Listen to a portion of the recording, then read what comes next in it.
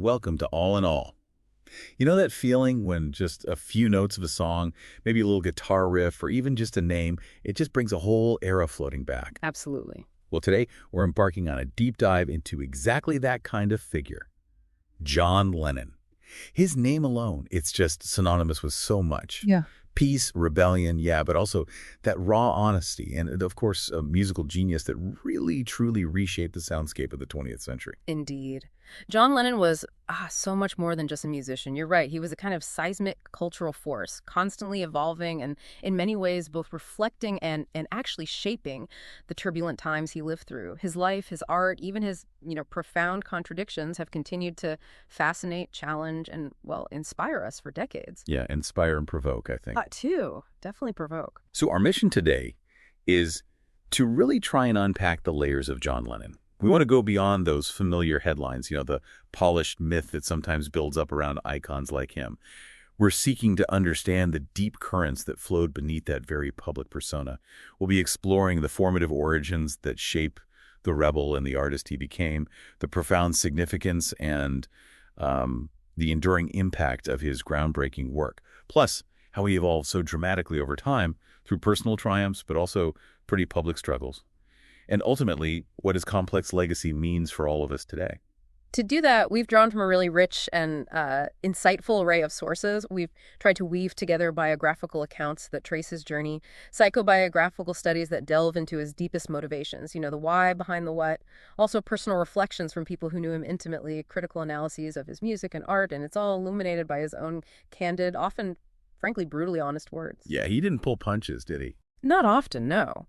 So this comprehensive picture, hopefully, allows us to see John Lennon from multiple angles, prepare for some surprising facts, I think, and maybe plenty of aha moments that could enrich your understanding of this multifaceted icon as we trace his path right from the war-torn streets of Liverpool all the way to the global stage. Okay, let's unpack this then. Let's start right at the very beginning. We need to set the scene for John's early years.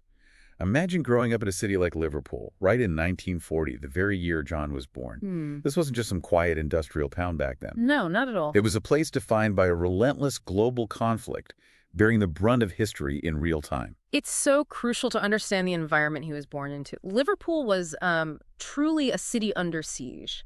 The Nazis, as part of the Blitz, they relentlessly bombed Liverpool every other day, basically. They were targeting its crucial port, which was this vital artery for Britain's wartime efforts. Right, the supply lines. Exactly. So this wasn't some distant war fought elsewhere. It was a daily, terrifying reality for its citizens. Now, John, being an infant in 1940, he was too young to consciously remember the actual air raids, the sirens, the explosions, but he absolutely lived with their profound aftermath.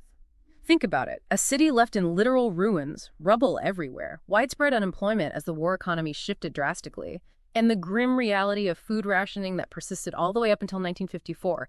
That's well into his childhood. Wow, 1954. That's much later than people might think. It is. So this wasn't just deprivation. It fostered a unique kind of resilience, but maybe more importantly for John, a deep yearning for something beyond the rubble and the scarcity. And this something more often arrived in the form of American music and culture. It flowed into Liverpool through those very same docks that were so heavily targeted during the war. Oh, the irony. Right. Sailors brought over records, blues, country, early rock and roll. Radio waves carried these new, exciting sounds. And this influx created a vibrant, almost rebellious subculture among the youth who were just yearning for excitement and escape from that gray austerity. It's really a foundational element in understanding Lennon's later artistic direction, that hunger for something different. And within that challenging, sort of austere environment, John's personal life was, well, it was far from stable, wasn't it? No, not at all. His childhood story, as we've seen in the sources, it's often shrouded in differing accounts, sometimes even conflicting stories from those closest to him. But the impact of his early family dynamics on his developing psyche, that seems undeniable. It feels like a constant undercurrent throughout his entire life. You've hit on an absolutely crucial point there. His biological mother, Julia, she was, by all accounts, a very free spirit, a vivacious, musical, but she also left him alone as an infant. He was frequently shifted between different homes because she just couldn't provide consistent care at that time. A psychobiographical study we looked at termed this concept primacy. It essentially means these earliest fundamental experiences, they deeply shape a person's entire personality and outlook. Those first few years. Exactly. For John, these formative years were marked by a lack of a consistent primary caregiver. His maternal aunt, Mimi Smith, eventually became his primary guardian. Now, she certainly provided a stable and comfortable, respectable middle-class home. She was, by all accounts, quite strict, a bit stern perhaps, but she offered a consistent roof over his head and all the practical necessities. Okay, so there was that structure. There was structure, yes, but the sources consistently reveal there was a profound emotional disconnect. Mimi herself often downplayed any notion of a difficult childhood for John, famously stating that he had a pony and definitely wasn't from a slum, unlike, say, Ringo Starr, who genuinely did grow up in the impoverished Dingle area of Liverpool. The defensive, maybe? Possibly. But this well-meaning, quite pragmatic care, it just couldn't compensate for the emotional absence of both his parents. His father, Alfred, who was a merchant seaman, largely disappeared for about 20 years after this really painful, almost theatrical confrontation where young John, just 5 years old, was forced to choose between his parents right there on the spot. Oh, that's brutal for a kid. Unimaginable. And Julia herself, well, she was pressured by her family, particularly Mimi, to give him up due to her irregular household with her boyfriend, which was considered quite scandalous at the time. So this deep-seated feeling of abandonment, of not being truly wanted, that profoundly affected him. It left scars. Yeah. So even with that stable roof over his head, Aunt Mimi's practical care, that early separation and the sheer emotional complexity of it all must have left deep, unhealed wounds. It's almost like the physical stability was there, but the emotional foundation was just crumbling. Absolutely. The psychobiography we looked at highlights how John likely didn't acquire that foundational sense of hope, or what psychologists call secure attachment, from his earliest caregivers. And this contributes significantly to understanding his later rebellious nature, his defiance of authority figures, his often abrasive exterior, which could mask deep insecurity. That prickly Lennon wit. Exactly. This feeling of incompletion, or what he himself later described as being in a blind rage for 2 whole years after his mother's sudden tragic death in 1958. It truly unleashed immense, almost terrifying creativity in him. Julia was hit and killed by an off-duty policeman right outside Mimi's house where John lived. A brutal, sudden, incomprehensible end. Right outside the door. Terrible. And this shared experience of profound early maternal loss, particularly for John and Paul McCartney, who also lost his mother young, that certainly bound them together. It created this deep, unspoken understanding between them and fueled an extraordinary artistic partnership that will change music forever. Their shared grief became a powerful catalyst for their shared ambition and their artistic expression. Amidst all this personal turmoil, this complex upbringing, and frankly profound pain, creativity was already stirring within young John, wasn't it? How did this disruptive yet clearly brilliant young man begin to find his unique voice, both artistically and crucially musically? Well, Julia, despite her personal challenges and her rather erratic presence in his life, she actually played a surprisingly pivotal role. She encouraged his nascent love of music. She bought him his first guitar, just a cheap acoustic model, and she even taught him some banjo chords, which he adapted. That fostered his initial steps towards forming his first skiffle band, the Quarrymen. So she gave him that spark. She did.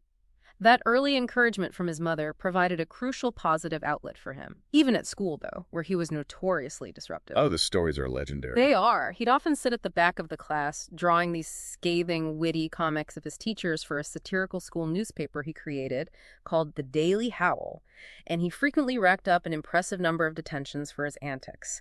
But even then, his sharp wit and his artistic leanings were undeniably evident. He had this deep adoration for children's literature, particularly the whimsical nonsense verse of people like Edward Lear and the surreal logic of Lewis Carroll. Alice in Wonderland, Jabberwocky. Exactly. And that profoundly influenced his later pun-wielding, wild and whirling words that you find in his humorous sort of avant-garde books, like In His Own Right and A Spaniard in the Works. This early exposure to playful, rebellious language was a foundational element in shaping his unique artistic sensibility. It showed him that words could be twisted, subverted, played with for effect. And it seems he carried that playful, almost subversive rebellion directly into his musical tastes as well, embracing sounds that fundamentally challenged the staid, grown-up world around him. Precisely. His affinity for what one source described as silly rhymes, lighthearted neologisms, and childlike sing-song syllables in early rock and roll songs. Yeah. Think Gene Vincent's Bebopalula or Lee Dorsey's Yeah Yeah. Yeah, Great tracks. They show how he found both a kind of innocence and a powerful form of rebellion within that burgeoning genre. He learned early on, almost instinctively, that grown-ups mocking the music, calling it noise or trivial, only served to prove its inherent power and its irresistible appeal to youth. This early lesson, this understanding of music as a vehicle for nonconformity and a direct challenge to authority, it laid the crucial groundwork for his future refusal to simply toe the line and conform to societal expectations. It shaped the very core of his artistic and personal philosophy. If the adults hated it, it must be doing something right. Okay, moving on for those formative years.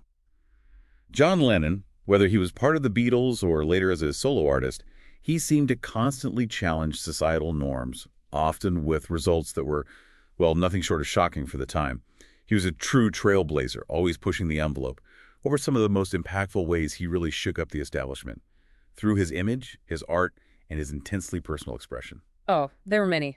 But one of the earliest and frankly most provocative instances has to be the cover of Unfinished Music #1, Two Virgins in 1968. This was his first collaborative album with Yoko Ono, and they released these completely nude selfies, front and back, explicitly commemorating, as they said, the first time they made love. Right. That caused a massive stir. Massive is an understatement. To put this in context for you, no superstar, certainly not one of Lennon's global stature, had ever voluntarily distributed a photograph of their genitals on an album cover before this. It was utterly unprecedented, a deliberate act of boundary pushing, an in-your-face challenge to public decency and celebrity decorum. It wasn't accidental. Not at all. This move, despite authorities in New Jersey confiscating 30,000 albums and reportedly even the other Beatles kind of rolling their eyes at the sheer audacity, it clearly signaled the initiation of his post-Beatles life, and it boldly established him as a leader in advocating for sexual freedom and artistic expression without censorship. He continued this provocative artistic path, too. Later, he created a series of erotic lithographs that Scotland Yard actually seized from a gallery in London. Wow. Yeah. And he even contributed with a limerick titled "Why Make It Sad to Be Gay" to pioneering works like the Gay Liberation Book. This further solidified his role as someone willing to confront societal taboos head-on, often with a kind of mischievous wink. It sounds like he deliberately sought to provoke and push boundaries, not just in his personal art, but he also seemed to be doing it to break down those traditional rigid notions of masculinity in his music. That felt quite revolutionary for the time. Exactly. His musical identity also saw him embracing male vulnerability, which was a really stark contrast to the prevailing rock and roll of the 1960s. At that time, introspection, self-doubt, overt male insecurity, these were conspicuously absent from the genre. Rock was still largely about swagger and bravado. Yeah, and the macho image. Totally. While country music had long mined those themes, rock hadn't really gone there yet.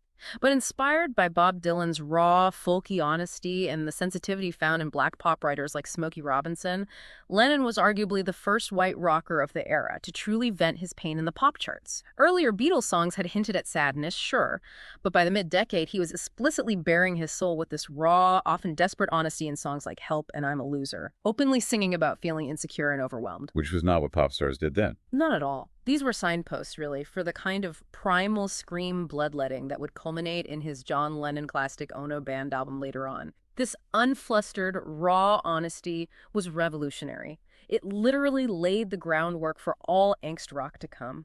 It created a space for male artists to express emotional fragility. And beyond his artistic expression, Lennon became this incredibly visible political figure, didn't he? Using his immense celebrity to advocate for peace, sometimes in quite unconventional, even audacious ways. Oh, the bed peace events in 1969 were truly revolutionary, absolutely unique. John and Yoko turned their honeymoons, first in Amsterdam and then in Montreal, into very public political theater. They strategically merged Yoko's avant-garde art sensibility with John's surreal humor to create this pacifist retort to all the street fighting, the riots, the political unrest that had dominated in 1968. A very different kind of protest. Completely. No pop star had exploited their celebrity for a political cause on such a massive scale and with such, well, audacity.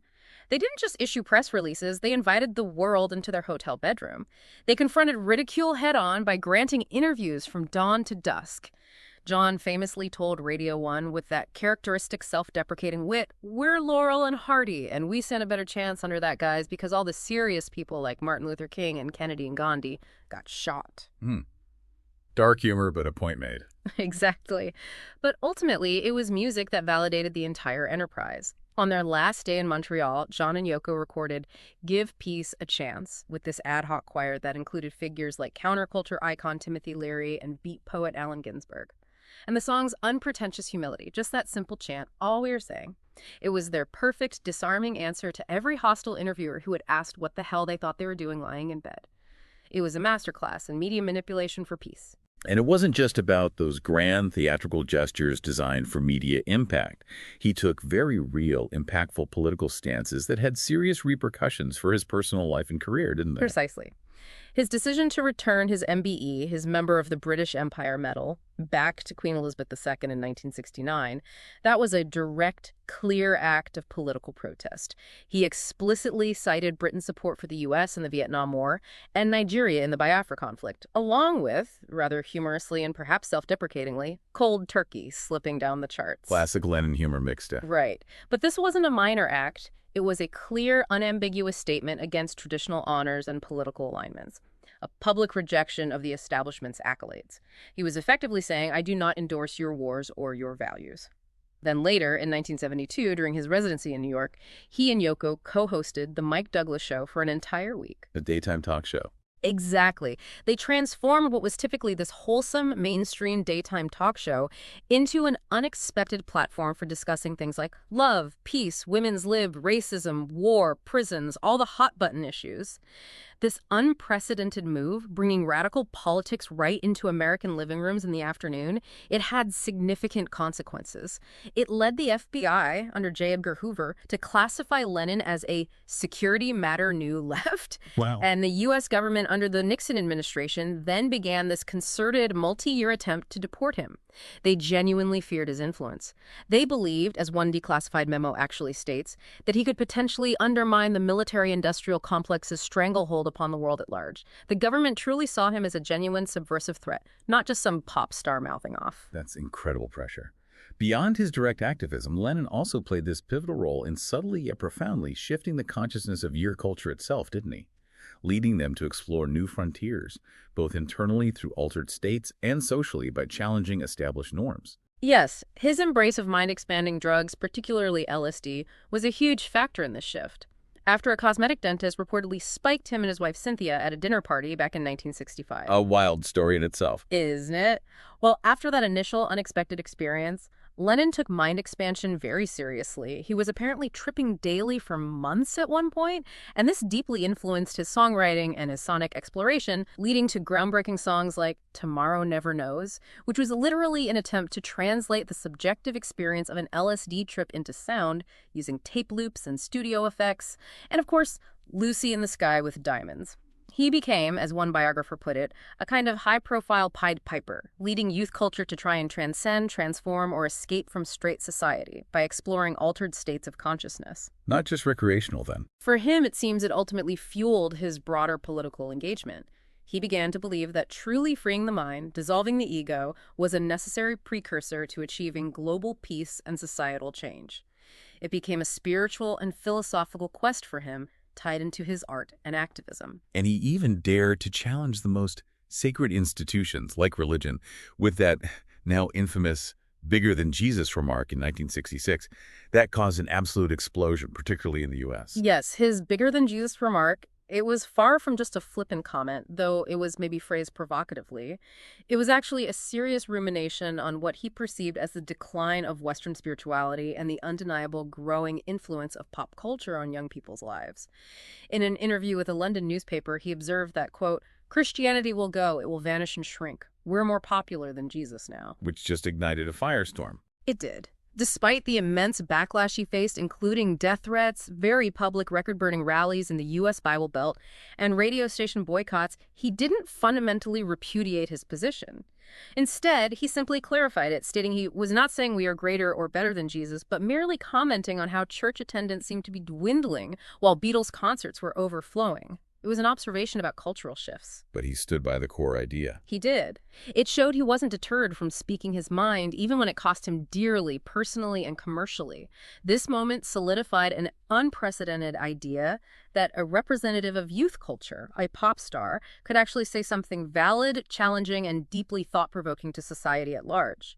It fundamentally changed the dynamic between artists and the establishment. It transformed pop stars from mere entertainers into potential cultural commentators, even provocateurs, who could ignite serious national, even international debates. Okay, so after the Beatles finally broke up, John's music seemed to take this far more personal, almost painfully raw turn. It felt less about the collective sound of the band, and much more about his individual internal world, like a public therapy session set to music sometimes. How did this dramatic evolution manifest itself in his art and his life post-Beatles? Well, John Lennon Plastic Ono Band, released in 1970, that was a seismic shift, a truly stark, unflinching artistic statement unlike anything he'd done before, even with the Beatles. Bassist Klaus Voormann, who played on the album, he described how John needed to write and record these songs as quickly and as raw as possible. Minimal arrangements, often just John on guitar or piano, Ringo Starr on drums, and Voormann on bass. That was it. Stripped right back. Completely. The atmosphere of being together in the studio was palpable, apparently. A truly natural all John and only John experience, stripping away all the layers of Beatles production, the harmonies, the elaborate arrangements. This album, often cited as one of his most profound artistic expressions, explored his deepest emotions and traumas in excruciating detail, including the incredibly cathartic song Mother, where he just laid bare his feelings of childhood rejection and abandonment with that primal scream of, "Mama, don't go, Daddy, come home." It's hard to listen to sometimes. It's so raw. It is. It was a stripped-down, agonizing, yet ultimately perhaps liberating primal scream of an album. So it wasn't just about breaking free from the commercial demands and the expectations of being a Beatle anymore, but also from his own past, his own deeply ingrained personal demons. It sounds almost like an exorcism on record. Precisely. It was a conscious and deliberate effort to deal with those long-standing childhood issues that had clearly plagued him for years. And this was facilitated by the then radical primal therapy he underwent with Yoko in 1970 under the guidance of Dr. Arthur Yeno. Right, the primal scream therapy. Exactly. This form of therapy encouraged patients to revisit and intensely re-experience childhood traumas, often through shouting, crying, and other raw, unfiltered expressions, the idea being to release deeply repressed emotions. It was incredibly painful by all accounts, but also deeply cathartic. And you can literally hear that raw, unvarnished emotional release directly in the music of Plastic Ono Band. It's almost uncomfortable in its honesty. This period of intense self-exploration and musical bloodletting also led him to explicitly move away from all forms of conventional religion. He's saying God is a concept by which we measure our pain on that album. He was seeking truth within his own internal landscape rather than external doctrines or inherited beliefs. He was truly trying to understand himself from the ground up, to confront his own pain head-on. And then almost immediately after that incredibly raw, painful album came Imagine, which is perhaps his most iconic solo song, this global anthem for peace. It feels like such a profound contrast. What does this shift from the raw anger of Plastic Ono Band to the sort of serene idealism of Imagine? Tell us about his evolving vision at that point. It was a striking contrast, isn't it? Imagine, released in 1971, indeed quickly became this global anthem for peace and unity, resonating far beyond the typical pop charts. It still does. It's a song that invites you, the listener, to actively challenge your perceptions and envision a world free from division, conflict, and greed. When John sings Imagine there's no heaven or no hell, he's not really calling for the end of religion itself or attacking belief. More the conflict it causes. Exactly. He's asking for the end of the conflicts, the dogmatism, the judgments that religious differences can often create. He's seeking to foster unity among humanity by removing those divisive boundaries. And when he asks you to imagine no possessions, he's pointing to what he saw as the roots of much of the world's suffering. Rampant greed and devastating inequality. He's inviting you to imagine a utopia where human connection and shared experience triumph over material wealth and accumulation, where fundamental human needs are met for everyone. The album Imagine also contained another highly political song, Gimme Some Truth, which was a direct, angry broadside against political hypocrisy, showing the range wasn't entirely gone. But that line, Imagine no possessions, wasn't that a controversial stance for a millionaire to take? I mean, many mocked him for it as hypocritical at the time and still do. How do you reconcile that apparent contradiction? Indeed, many did mock the millionaire saying no possessions line as overly saccharine or, hypocritical. And it's a fair question to ask. However, John himself was quite aware of this perception. He famously described Imagine as basically being Working-class hero with sugar added for conservatives. Huh, that's brilliant. Isn't it? He genuinely seemed to believe in the sentiments he was singing about, regardless of his own considerable wealth. He felt that his financial status didn't diminish the sincerity of his desire for people to stop tolerating the world's injustices and to live in peace. He was clear later. He wasn't telling you specifically to give up your possessions, but to imagine a world without the concept of ownership as a source of conflict and division. It's a conceptual leap. A thought experiment. Exactly, and the album Imagine itself, as a whole, continued to showcase his complexity. You had tracks like Crippled Inside, this bouncy, almost jaunty melody masking lyrics about deep emotional pain and self-loathing. You can't conceal your crippled inside. And then there's the beautiful, incredibly vulnerable Jealous Guy, which explored his own insecurity and possessiveness in love, reportedly stemming from his relationship with Yoko.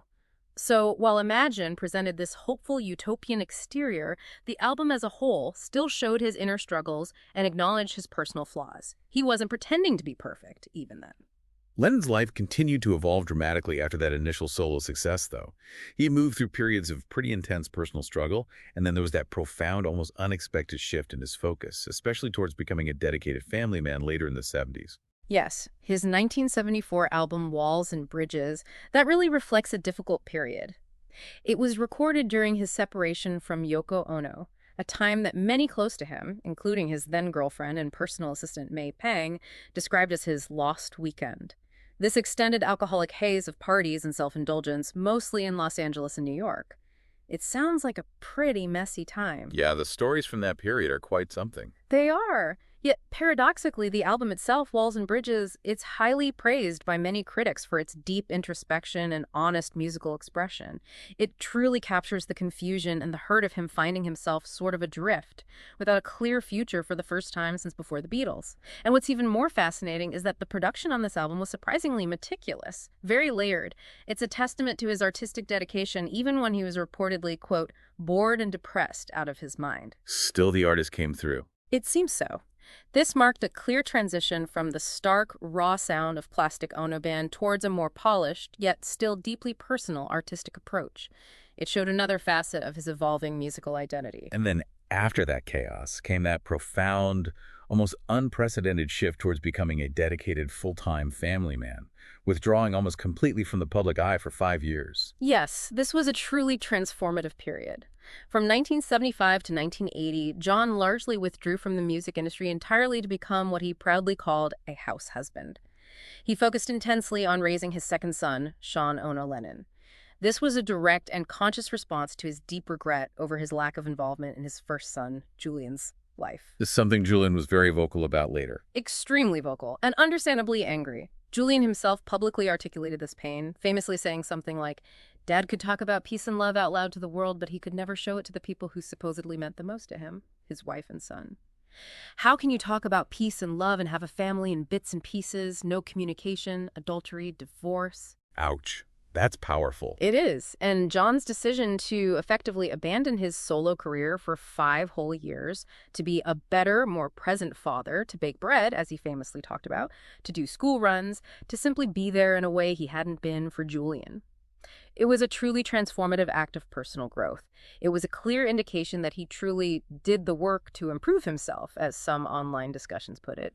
He acknowledged his failings, at least implicitly through this action, and actively sought to atone for them. It proved that personal change was possible, even for someone as publicly flawed and globally famous as he was. It sounds like his personal journey, with all its complexities and contradictions, really mirrored the turbulent times he lived in. It makes him a very relatable, albeit undeniably flawed figure in many ways. Absolutely. The discussions we reviewed online, particularly on platforms like Reddit, they often highlight how people recognize that Lennon was incredibly complex and that he openly owned many of his failures. He even apologized in his music, which is quite rare for a celebrity of his stature. Like in Getting Better? Exactly. I used to be cruel to my woman. I beat her and kept her apart from the things that she loved. He was indeed a flawed human who, by many accounts, particularly later in life, did the work to improve himself and was full of self-reflection. His willingness to be so open about his struggles, including candidly confessing to past instances of domestic violence in interviews as well as songs, was almost unprecedented for a public figure of his era, especially a male rock star. Yeah, you just didn't hear that kind of confession. You didn't. This level of transparency, while controversial and certainly open to criticism, and it is criticized, it speaks volumes about his character, perhaps, and his ongoing internal struggle to reconcile his ideals with his actions. He truly put his flaws out there for all to see, becoming a figure people could connect with, not despite his imperfections, but perhaps because of them. He allowed the world to see his humanity, warts and all. Okay, let's talk about his legacy today. It's clear that John Lennon's influence stretches far, far beyond his lifetime. How does Imagine, for example, continue to resonate today? What does its endurance tell us about its practical relevance in our, let's face it, very complex modern world? Imagine is just not a historical song collecting dust. It's a living, breathing call to action for peace and unity that has truly transcended generations. Its vision of a world without borders, without materialism, united by a shared humanity, it remains incredibly powerful, maybe even more relevant now than it was then in some ways. Its true genius, I think, lies not just in its utopian vision, but in its agnostic accessibility. It provides this framework for universal aspiration that bypasses traditional dogma. It allows anyone, regardless of their belief system, whether you're agnostic, atheist, deeply religious, whatever, to connect with its core message of unity. Yeah, it doesn't exclude anyone. Exactly. And that's why it resonates in a church service just as much as it does at a protest rally, or at moments of global tragedy when people need a shared expression of hope. It's a shared human aspiration, stripped bare. It continues to inspire people to look beyond the superficial divisions and foster genuine human connection. It's truly a timeless piece of art that keeps giving, offering a kind of blueprint for a better way to live together. So it's not just a historical artifact to be admired from afar, but almost like a current blueprint for aspiring to a better world, a kind of philosophical guide for our times. Precisely. It challenges you, the listener, right now, to consider if a world without greed, hunger, and borders is truly possible. And then maybe even more importantly, it prompts the question, how might we work together collectively to achieve it? And in a world that often demands, unthinking consistency, where if you contradict something you said decades ago, you're immediately labeled a hypocrite or a flip-flopper online. Yeah, cancel culture debates. Right. Lennon's willingness to contain multitudes, as Walt Whitman said, and to evolve his views, even if they contradicted past statements, that offers a powerful model for personal growth and open-mindedness. He showed that it's okay to change, to grow, and to express that journey honestly, even with its messy parts. He showed it was okay to be a pacifist and have a temper, to sing about no possessions and be wealthy, to pursue peace and struggle with personal demons. This honesty about his own contradictions is a huge part of what makes him so relatable and enduring. Beyond his most famous song, though, how does Lennon's broader legacy continue to impact us in the 21st century? Where do we see his enduring echo today, maybe in ways we don't always consciously recognize? Oh, his impact is truly pervasive. It extends far beyond just his music. We see it in fashion, for instance. His influence ranged dramatically over his career, from the Beatles' early matching Pierre Cardin suits and those iconic mop-top haircuts that defined an entire era. Changed everything for youth fashion. Totally. Then later, to the Carnaby Street mod styles. The psychedelic aesthetics of the late 60s with the bright colors and military jackets, and the Indian-inspired clothing he adopted during his spiritual explorations, the Nehru jackets, the beads. He wasn't just a musician, he was a style icon whose choices consistently defied conventions and influenced generations of youth. His critical assessment of 1970s American youth, whom he famously called psychologically stuck in the surface white bread calm of the 1950s, still resonates with the kind of biting accuracy about certain cultural mindsets and a persistent sense of complacency you sometimes see. That's a sharp observation. It was. And even in popular culture today, while his profound political lyrics are sometimes, unfortunately, commodified, like his anthem Revolution, famously being used in a Nike campaign years ago. It caused a huge backlash from fans. It did, though apparently he'd approved the financial deal before his death. It sparked a huge debate about commercializing a radical message. But despite that, the core message of changing the world via evolutions, real solutions, as he sang, that continues to inspire. The essence of his desire for real change, not just symbolic acts, persists. And his individual persona, often perceived as the smart one or the witty one of the Beatles, that seems to be as enduring and influential as his music itself, almost like a modern folk hero for some. Absolutely. His image as the smart one of the Beatles, combined with that raw honesty we keep coming back to, his biting wit, his intellectual curiosity, it made him an incredibly compelling figure for generations. His music, particularly the introspective pieces, continues to deeply empathize with our emotions. It articulates feelings of vulnerability, anxiety, hope, love, loss, in a way that feels timeless, regardless of the era we live in. He remains a powerful folk hero for many who yearn for peace, who are inclined to question authority, and who feel a deep need to challenge the status quo. He represents that rebellious spirit. Furthermore, his lesser-known visual art, which we've explored a bit, it's full of wit, humor, and introspection. It reveals a quieter, more vulnerable side to the often mythologized public figure. His whimsical sketches of family life with Yoko and Sean, or his poignant self-portraits, they emphasize his continuous search for meaning and identity beyond his immense musical fame. It's a search that resonates with many of us still navigating our own paths and trying to understand ourselves. It definitely seems Lennon's life and legacy are still very much open to interpretation and, frankly, heated debate, especially with the rise of social media and online discussions. You see a lot of really strong opinions out there, and sometimes the criticisms are quite harsh, particularly, it seems, from younger generations looking back. Absolutely. The internet has brought about what some describe as a kind of cyclical wave of criticism, particularly from younger generations who often grapple, quite rightly, with his past personal failings.